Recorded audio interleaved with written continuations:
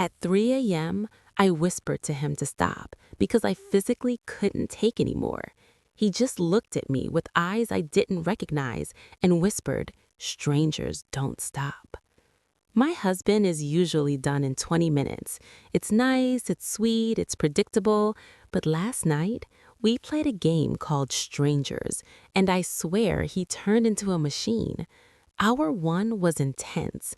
Hour two was exhausting. By hour three, I was begging for a break, trembling, completely soaked in sweat, and he wasn't even breathing hard. He pushed me past every limit I thought I had. It was so hard, and it went on for so long that I honestly thought I wasn't going to survive the night. He didn't care that I was tired. He only cared about finishing what he started. Let me tell you about the wildest night of our marriage. The ice in my martini glass had melted down to jagged little slivers, but I hadn't taken more than 2 sips. My throat was too tight to swallow. I sat at the far end of the hotel bar, the kind of place that smelled of expensive leather, old gin, and secrets. It was dimly lit, the amber glow of the pendant lights reflecting off the polished mahogany counter. But even in the low light, I felt exposed. I shifted on the velvet stool, the fabric of my dress riding up just an inch higher on my thigh. It was a black dress, simpler than what I usually wore for date nights, but fitted in a way that made me feel like I was wearing a second skin. It was daring. It was an invitation, and it was completely terrifying. My left hand rested on the cool surface of the bar. It felt phantom-light, almost naked. I had left my wedding ring in the zipped pocket of my clutch, which sat innocently next to my drink. The pale band of skin where the gold usually sat felt sensitive, tingling with the absence of it. It was just a prop, or rather, the lack of one was the prop, but the psychological weight of removing it was heavier than I expected. 5 years. We had been married for 5 years. I knew how he liked his coffee, black, 2 sugars. I knew which knee hurt when it rained, and I knew the exact cadence of his snore. But tonight, I wasn't supposed to know any of that. Tonight, I was Amber, a woman alone in a city she didn't live in, waiting for something to happen. The heavy oak doors at the entrance swung open, letting in a draft of cool evening air and the muffled sounds of the hotel lobby. My heart didn't just skip a beat. It hammered a frantic rhythm against my ribs that I was sure the bartender could hear. Caleb walked in. I watched him through the reflection in the mirror behind the bar bottles, treating him like a specimen I had never encountered before. He looked different, bigger somehow. Usually, when he came home from work, his shoulders were slumped, his tie loosened, the weight of the corporate world dragging on him. But tonight, the man walking across the plush carpet moved with a predatory grace I hadn't seen since our honeymoon, maybe even before. He was wearing his charcoal suit, but the jacket was unbuttoned, revealing the crisp white shirt underneath. He hadn't shaved since yesterday morning, leaving a shadow of stubble that darkened his jawline, giving him a rougher, dangerous edge that clashed perfectly with the refined setting.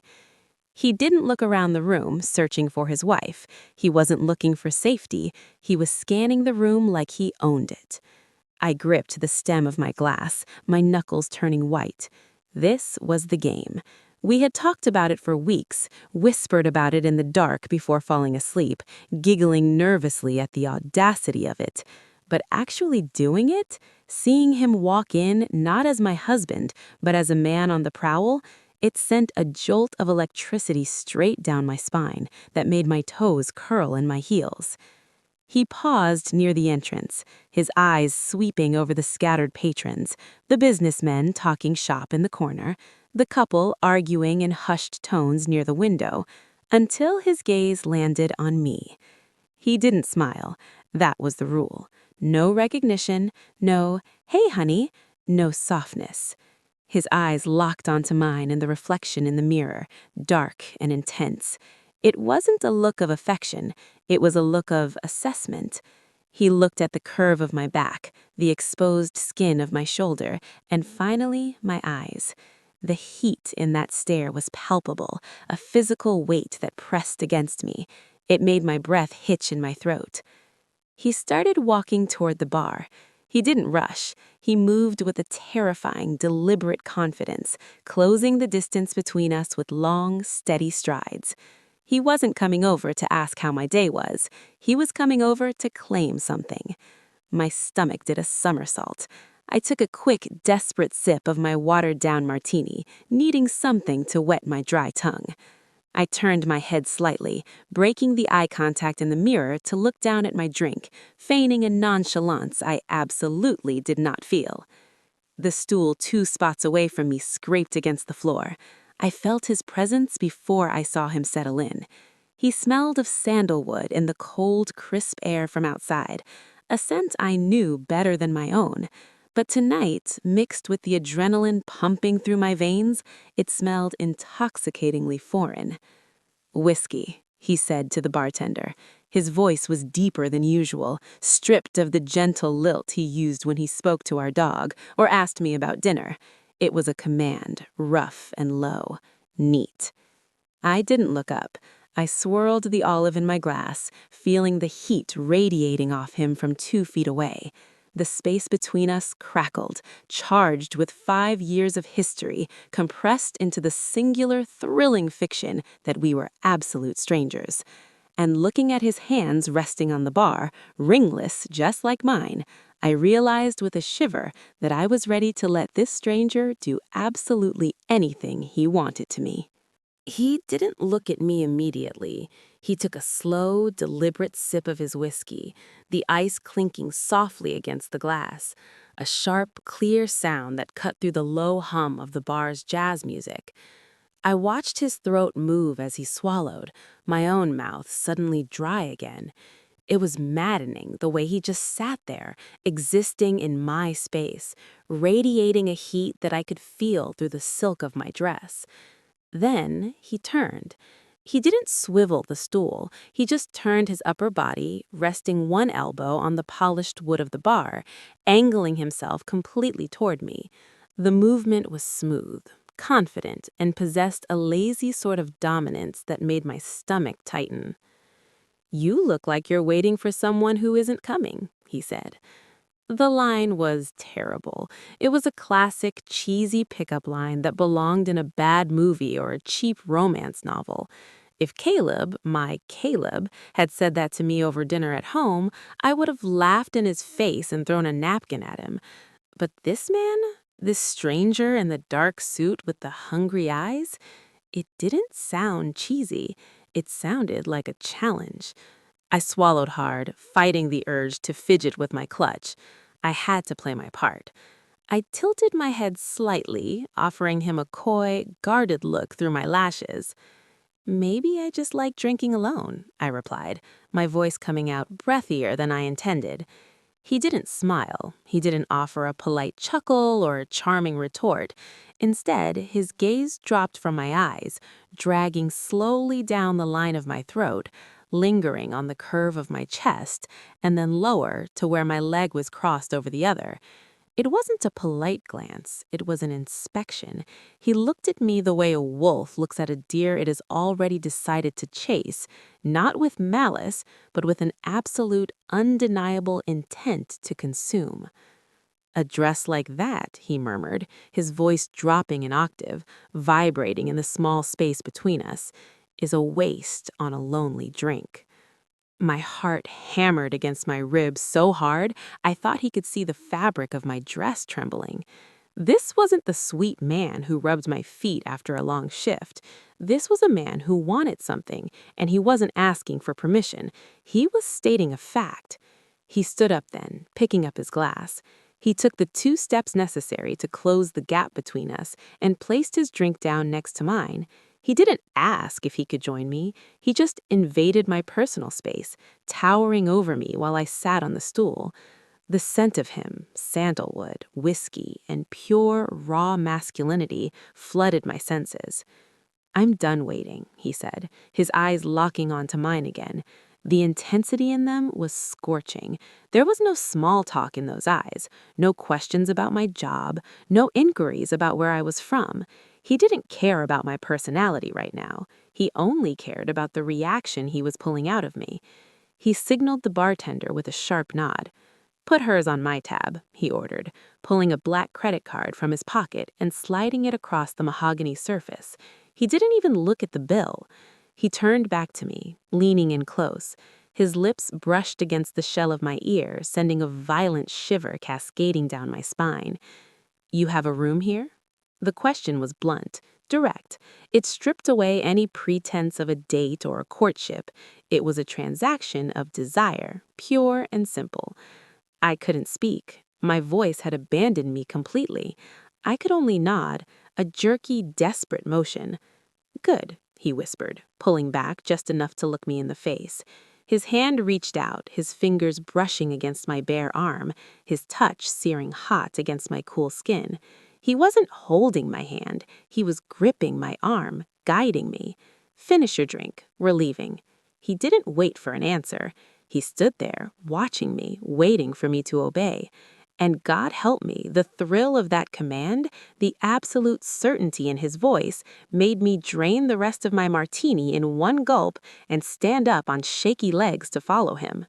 The walk from the bar to the elevator bank felt like a blur, a series of disjointed sensory inputs, the softness of the carpet under my heels, the low murmur of other guests, the heavy, possessive hand he kept on the small of my back. He didn't guide me gently, he steered me. His fingers dug into my skin through the thin fabric of my dress, a constant reminder that I wasn't leading this dance. I was just following the steps he was laying out. We stepped into the elevator car. It was empty, thankfully. If anyone else had been in there, I think I might have shattered from the sheer pressure building inside me. I moved to the side, reaching out to press the button for the 14th floor, but his hand shot out, covering mine. His skin was rough, warm, and firm.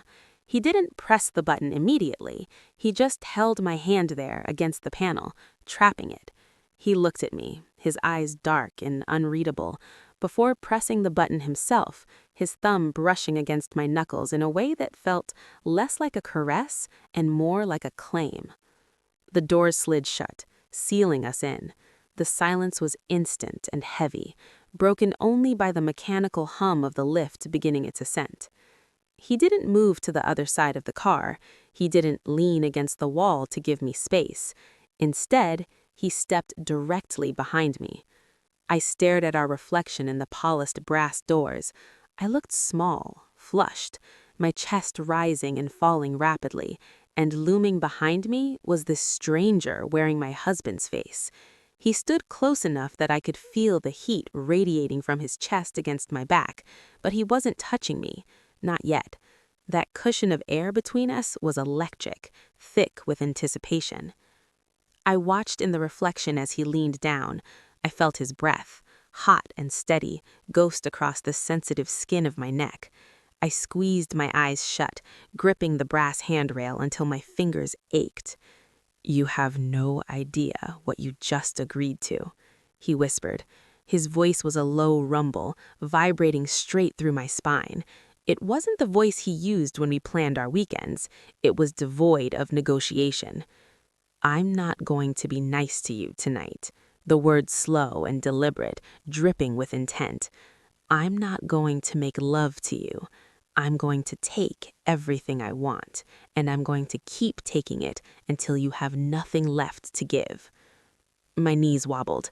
A genuine physical weakness washed over me. This wasn't just role play anymore. It felt like a suspended reality where the rules of our marriage, compassion, patience, equality, had been suspended. "I'm going to work you," he murmured, his lips brushing the shell of my ear, sending a shockwave of sensation through my body. I squeezed my eyes shut, gripping the brass handrail until my fingers ached. "Do you understand what you just agreed to?" he asked, his voice hardening. "Yes," I breathed out, the word barely audible. He didn't praise me. He didn't say, "Good girl." He just hummed a low note of satisfaction, a sound that vibrated against my shoulder blades. The elevator chimed, a bright, cheery sound that felt absurdly out of place. The sensation of ascent stopped. The doors slid open to the hallway. Caleb didn't step back to let me exit first. He didn't offer a gentlemanly gesture. He just placed his hand back on my waist, his grip tighter this time, more demanding. He pushed me forward, out of the metal box and toward the room where I knew, with a terrifying certainty, that I was going to be completely unraveled. "Room key," he demanded, holding out his hand without looking at me. "Give it to me." The electronic beep of the key card was the last polite sound I heard. Caleb pushed the door open and ushered me inside, not with a gentle hand on the small of my back, but with a firm grip on my arm that bordered on rough. He didn't look at the room, the generic beige walls, the abstract art, the king-size bed dominating the space. He didn't care about the view or the amenities. He only cared that we were finally alone. The heavy door clicked shut behind us, the deadbolt sliding home with a finality that made my breath hitch. I turned to say something, maybe a nervous joke to break this suffocating tension, something like, "Nice room," or "So, do you come here often?" But the words died in my throat before they could even form. Caleb wasn't looking at the room either. He was looking at me, and for the first time in 5 years, I felt like prey. He didn't walk over to me. He stalked. He closed the distance in 2 strides, crowding me against the small entryway table. There was no hesitation, no "may I." He reached out and grabbed my hips, his fingers digging into the soft flesh through the silk of my dress, anchoring me in place. "Turn around," he ordered. It wasn't a request. I obeyed instantly, turning to face the mirror above the table. I saw my own reflection, eyes wide, lips parted, cheeks flushed a deep, telltale crimson, and behind me I saw him. The transformation was terrifyingly complete. The man who usually asked me if I wanted a glass of water before bed was gone. In his place was a stranger with a jaw set in stone and eyes that burned with a dark, focused intent. He didn't kiss me. He didn't offer a single touch of comfort. Instead, he reached for the zipper at the back of my dress. He didn't fumble. He didn't caress the skin as he revealed it. He pulled the zipper down in one smooth, tearing motion, the sound loud in the quiet room. The cool air hit my back, followed instantly by the searing heat of his palms flattening against my bare skin. "You're shaking," he noted, his voice devoid of sympathy. It sounded more like satisfaction. I started to speak, my voice trembling. "Shh," he cut me off, his mouth right at my ear, his breath hot and sharp. "I didn't tell you to speak. Tonight, you don't get to have an opinion. You don't get to ask for what you want. You don't get to tell me to slow down." He spun me around to face him, his hands moving to his own clothes. This wasn't a striptease. It was the shedding of armor. He shrugged off his suit jacket and let it drop to the floor in a heap, not caring that it was an expensive Italian cut. He loosened his tie and pulled it from his collar in one fluid motion, tossing it onto the chair without looking. His eyes never left mine as he began to unbutton his shirt. His fingers moved with a practiced lethal efficiency. 1 button, 2, 3, revealing the broad chest I knew so well, but seeing it now, under these harsh lights, with this man breathing heavily through his nose, it looked different, harder. "Get on the bed," he said. I hesitated, just for a fraction of a second, my brain trying to reconcile the husband I loved with the dominant stranger standing before me. He didn't like the hesitation. He took a step forward, his presence overwhelming. I said, "Get on the bed now." I scrambled backward, moving toward the mattress, my dress falling loose around my shoulders. I climbed onto the crisp white linens, feeling exposed and vulnerable. I sat back on my heels, looking up at him as he finished with his belt, the buckle jingling softly, a sound that usually meant he was changing for bed, but tonight sounded like a warning bell. He kicked off his shoes and stepped out of his trousers, standing at the edge of the bed in his boxer briefs. He looked powerful, looming, relentless. "Lay down," he commanded, climbing onto the mattress, the bed dipping under his weight. He crawled over me, caging me in with his arms, his face inches from mine. "And don't make a sound unless I tell you to." I nodded, my head sinking into the pillows, my heart pounding a frantic rhythm against my ribs. The transformation was done. My husband was gone. The stranger was here, and he looked ready to tear me apart. He didn't waste time with foreplay. There were no gentle kisses to the neck, no slow hands mapping out the curves of my body to see where I was most sensitive. That was what a husband did. That was what a partner did. This stranger didn't care about warming me up. He only cared about getting inside. He parted my knees with a rough shove of his hand, not asking for access, but demanding it. The suddenness of it made me gasp, a sharp intake of air that was cut short as he moved between my legs. He didn't settle his weight carefully so as not to crush me. He let me feel every pound of him, pinning me to the mattress with a heaviness that felt suffocating and incredibly grounding. When he entered me, it wasn't a slow slide. It was a singular, powerful drive that knocked the breath out of my lungs. My head snapped back into the pillows, my eyes rolling back as the sheer size and reality of him filled me completely. It was shocking. Even though I knew him, knew his body better than anyone, the context changed everything. This wasn't the man who held me when I cried. This was a man using my body to satisfy a primal hunger. He began to move instantly. There was no rhythm finding, no slow build-up to sync our breathing. He set a punishing pace right from the start, snapping his hips forward with a force that shook the entire bed frame.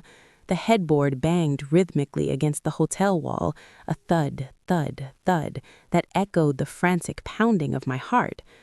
"Look at me," he gritted out, his voice strained and guttural. I forced my eyes open, locking onto his. They were dark, dilated, and intensely focused. He wasn't looking at me with affection. He was watching my face contort, drinking in my surrender. He gripped my wrists and pinned them above my head, holding them there with one hand, leaving me completely open, completely defenseless against his assault. Usually, our intimacy was a conversation. I would move, he would adjust. He would slow down if I tensed, speed up if I whimpered. It was a dance of mutual pleasure. But this was a monologue. He drove into me with a relentless, hammering cadence. Every thrust was deep, hitting a spot inside me that usually required careful coaxing to reach, but he was battering against it with zero regard for my stamina. I tried to make a sound, to say his name, but it came out as a broken, breathless sob. "Don't speak," he growled, sensing my attempt to verbalize. He released my wrists only to grab my hips, pulling me harder onto him, enforcing the contact. "Just feel it." And I did. I felt everything. I felt the friction, the heat, the sweat that was already making our skin slick where we touched. I felt the raw, animalistic power in his thighs as he leveraged himself for more depth. He was treating me like a playground, a vessel for his own release. It was overwhelming in the most addictive way possible. I felt small beneath him, conquered. My legs wrapped around his waist instinctively, trying to hold on as the room spun around me. He didn't pause to let me catch my breath. If anything, my gasps seemed to fuel him, pushing him to go harder, faster. There was no tenderness in his touch, only possession. He ran a hand up my torso, not to caress, but to grip my throat lightly, just enough to remind me who was in control. The sensation sent a jolt of adrenaline straight to my core. I was being taken, thoroughly, completely taken. The lines between pleasure and endurance began to blur. I wasn't Amber the wife anymore. I was just a body reacting to the relentless demand of a stranger who refused to stop until he had taken absolutely everything I had to offer. And as the friction built to an unbearable peak, I realized with a terrifying thrill that I didn't want him to stop. I wanted him to wreck me. I lost track of time somewhere between the first hour and the second. The digital clock on the bedside table was a blurry red smear in my peripheral vision, but I couldn't focus on the numbers. I couldn't focus on anything except the relentless, piston-like motion that had become my entire world. The room had transformed from a pristine hotel suite into a battlefield of intimacy. The duvet was kicked onto the floor in a tangled heap. The pillows were scattered, one of them torn from its case. The air was thick, heavy with the scent of musk and exertion, humid enough to stick to your skin. And Caleb? Caleb was a machine. I lay sprawled across the mattress, my limbs heavy and useless, trembling with a bone-deep exhaustion that made even lifting my head feel like a monumental task. My hair was a damp, matted mess plastered to my forehead and neck. My skin was slick with sweat, mine and his, and every inch of me felt tender, oversensitized, and thoroughly claimed. But he wasn't done. He loomed over me, his chest heaving rhythmically, slick with perspiration that caught the dim light from the hallway. He looked wild. His eyes were still dark, still focused, burning with a scary amount of energy. It was unnatural. The man I knew complained about his back after moving furniture. This man had been driving into me for hours with a stamina that bordered on inhuman. He grabbed my ankles, pulling me back down the bed as I tried to inch away, seeking a moment of respite. "Please," I gasped, my voice a wrecked whisper. "Caleb, I can't. I need a break." He didn't listen. He didn't even acknowledge my name. He just shifted his weight, pinning my legs apart, and settled back between them with a groan of determination. "You don't need a break," he rasped, his voice rough with disuse. "You need to take it." He moved again, finding a new angle, a new rhythm that hit a spot inside me that was already raw with pleasure. I cried out, a broken sound that was half sob, half moan. It was too much. It was sensory overload. "It's so hard," I whimpered, clutching at the sheets, my knuckles white. "You've been going for so long. How are you still going?" The question hung in the air, desperate and odd. He didn't answer with words. He answered with his hips. He picked up the pace, finding a second wind, or maybe a third, I had lost count. He drove into me with a renewed vigor that felt punishing. He wasn't making love to his wife. He was conquering a challenge. He was testing the limits of my endurance, seeing exactly how much I could handle before I shattered completely.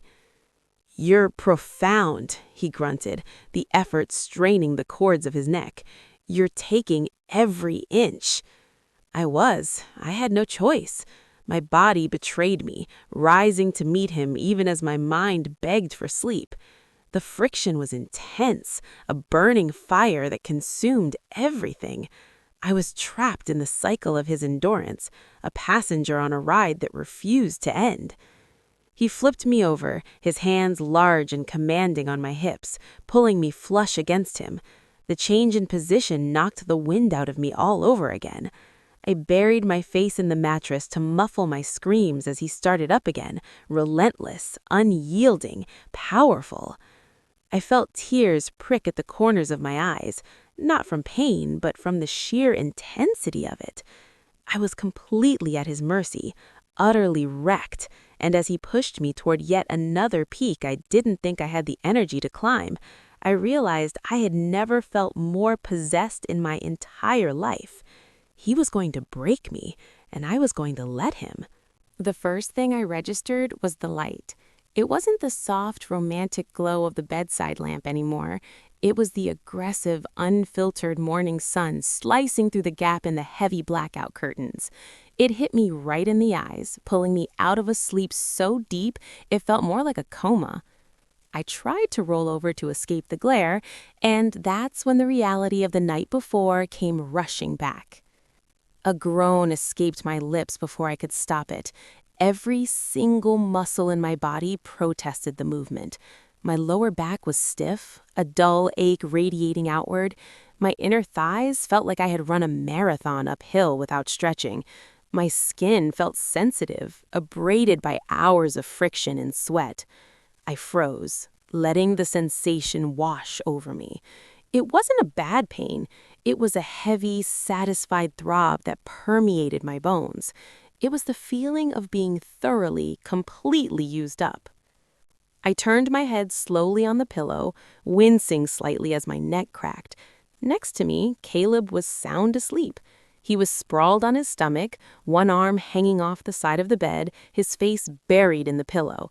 The predatory tension from last night was gone. The hard lines of his jaw were relaxed, his breathing was slow and rhythmic, accompanied by the faint, familiar whistle of a snore. He looked like my husband again. The stranger, that relentless, demanding force of nature, had vanished with the sunrise, leaving behind the sweet, slightly goofy man who forgot to take the trash out on Tuesdays. But the evidence of the stranger was everywhere. The room was a disaster zone. Pillows were on the floor, the sheets were twisted into impossible knots at the foot of the bed. My black dress was draped over a lampshade across the room, a stark reminder of how quickly it had been discarded.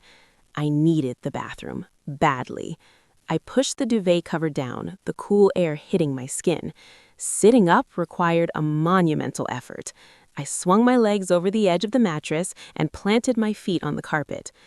"Okay," I whispered to myself, "you can do this." I stood up and my knees instantly buckled. I grabbed the nightstand to steady myself, my legs shaking violently. They felt like jelly, completely devoid of strength. I let out a breathless laugh, leaning heavily against the wall for support. He had literally walked the strength out of me. I took a step, wobbly and uncoordinated, looking like a newborn deer trying to find its footing. I shuffled to the bathroom, keeping one hand on the wall the entire way. When I finally made it to the sink and looked in the mirror, I gasped. My hair was a bird's nest of tangles, standing up in every direction. My lips were swollen, a deep, rosy pink. There was a faint redness on my neck, a mark of his possession. I looked wrecked. I looked exhausted. But my eyes were bright.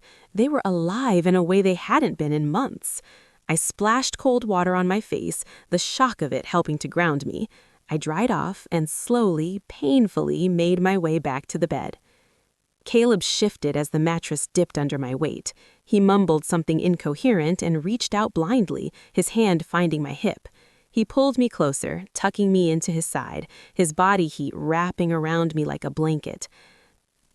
"Morning," he croaked, his voice thick with sleep. He sounded so normal, so Caleb. "Morning," I whispered back, resting my head on his chest. He cracked one eye open, looking at me with a sleepy, confused smile. "You okay?